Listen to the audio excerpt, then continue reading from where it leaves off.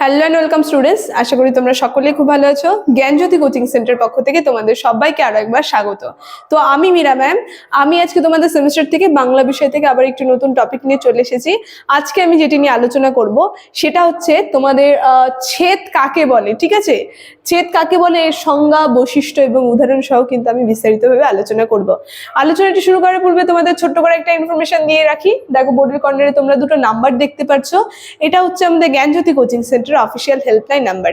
এখানে তোমাদের অনলাইনে ক্লাস করানো হয়, তার সঙ্গে তোমাদের নোটস দেওয়া হয়। তো তোমরা যারা আমাদের সঙ্গে যুক্ত হতে চাইছো তারা যোগাযোগ করো এই নাম্বার দুটির সঙ্গে। ঠিক আছে, দেখো তাহলে আলোচনাটি আমি শুরু করছি। ছেদ কাকে বলে? দেখো সংজ্ঞাতে আমি লিখেছি, ছেদ হলো একটি বাক্যের অংশ যা একটি সম্পূর্ণ ধারণা প্রকাশ করে এবং সাধারণত এটি ক্রিয়া থাকে। ঠিক আছে, সাধারণত একটি ক্রিয়া থাকে এর মধ্যে। ঠিক আছে, দেখো তার মানে কি এখানে বোঝানো হলো, আমি যদি বলি একটা বাক্যে এটা হচ্ছে একটি সম্পূর্ণ বাক্য। ঠিক আছে, একটি সম্পূর্ণ বাক্যের অর্থ আর কি প্রকাশ করে। ঠিক আছে, একটা বাক্যের অংশের যে অর্থ সেই সম্পূর্ণ অর্থ প্রকাশ করে এবং এর একটি ক্রিয়া থাকে, আমরা দেখতে পারবো। দেখো সংজ্ঞাতে আমি তাই লিখে দিয়েছি, তাকেই কিন্তু ছেদ বলে। দেখো এখন এই ছেদ সাধারণত দু প্রকার হয়ে থাকে। ঠিক আছে, একটা দেখো এখানে আমি লিখে দিয়েছি, ছেদ হচ্ছে সাধারণত দু প্রকার, একটা হচ্ছে প্রধান ছেদ আর একটা হচ্ছে অনুসারী ছেদ। ঠিক আছে, এবার প্রধান ছেদ যেটা আছে সেটা যদি আমি বলি, সেটা হচ্ছে প্রধান একটি ছেদ, মানে যে ছেদটা একটা সম্পূর্ণ বাক্য, একটা সম্পূর্ণ অর্থ প্রদান করে। ঠিক আছে, আরেকটা অনুসারী বলতে আমরা বুঝতেই পারছি অনুসরণ করছে বা কাউকে স্মরণ করছে। এই অনুসারী ছেদ যেটা আছে এই কি করে বলতো, এই যে প্রধান ছেদ আছে এর উপরে নির্ভর করে কিন্তু একটা বাক্য প্রদান করে থাকে। ঠিক আছে, এ কিন্তু একাই কিন্তু একটা সম্পূর্ণ বাক্য প্রদান করতে পারে না, এই প্রধান ছেদের উপরে নির্ভর করে কিন্তু একটা সম্পূর্ণ বাক্য প্রদান করে। ঠিক আছে, তো ছেদের এই যে সাধারণত দু ধরনের, এটা নিয়ে আমি আলোচনা করে দিলাম। এখন রয়েছে বৈশিষ্ট্য। দেখো বৈশিষ্ট্য আমি লিখেছি, বৈশিষ্ট্যতে আমি কিছু লিখিনি, বৈশিষ্ট্য আমি মুখে বলছি, তোমরা তখন একটু লিখে নেবে, তার সঙ্গে আমি বুঝিয়ে দিচ্ছি। এই যে ছেদ আছে এর কিছু বৈশিষ্ট্য রয়েছে। আমরা দেখতে পারবো একটি ছেদের সর্বদা একটি ক্রিয়া থাকে যা বাক্যের মূল কাজ বা ঘটনা প্রকাশ করে। প্রত্যেকটা আমরা দেখবো এক একটি ছেদের মধ্যে এক একটা ক্রিয়া আমরা লক্ষ্য করতে পারবো, যেটা কি করবে একটা বাক্যের যে মূল যে ঘটনা সেটা কিন্তু প্রকাশ করে থাকে।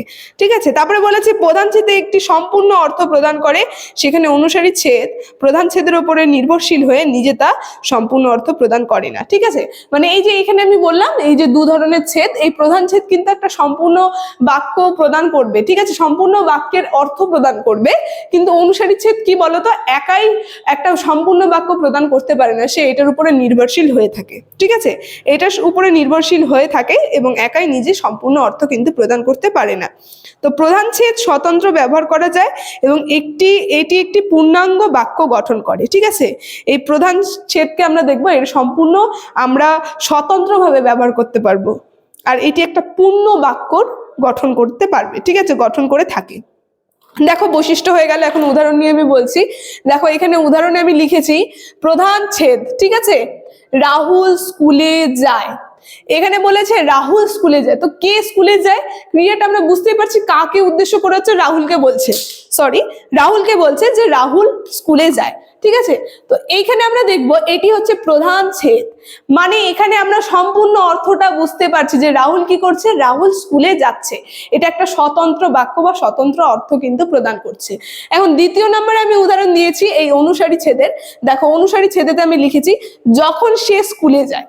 এখন এখানে বাক্যটা আমরা শুনেই বুঝতে পারছি যখন সে স্কুলে যায়, সে বলতে কাকে বোঝাচ্ছে সেটা কিন্তু আমরা জানি না, সেজন্য এখানে আমরা বলতে পারি যে রাহুল, মানে যখন সে স্কুলে যায় কি করলো, এই অনুসারী ছেদটাই প্রধান যে ছেদ এটার উপরে নির্ভরশীল হয়ে কিন্তু একটা সম্পূর্ণ অর্থ প্রদান করতে পারলো, সে কিন্তু নিজে কখনো সম্পূর্ণ অর্থ প্রদান করতে পারে না।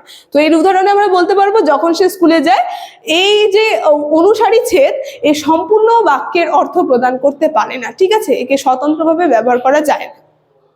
তো আজকের ছেদ নিয়ে এর সংজ্ঞা, বৈশিষ্ট্য এবং উদাহরণ নিয়ে আলোচনা আমার এতটুকুনি ছিল। আলোচনাটি আমি এখানেই শেষ করছি। ভিডিওটি যদি ভালো লেগে থাকে অবশ্যই like, comment, share and subscribe করে দেবে। Thank you.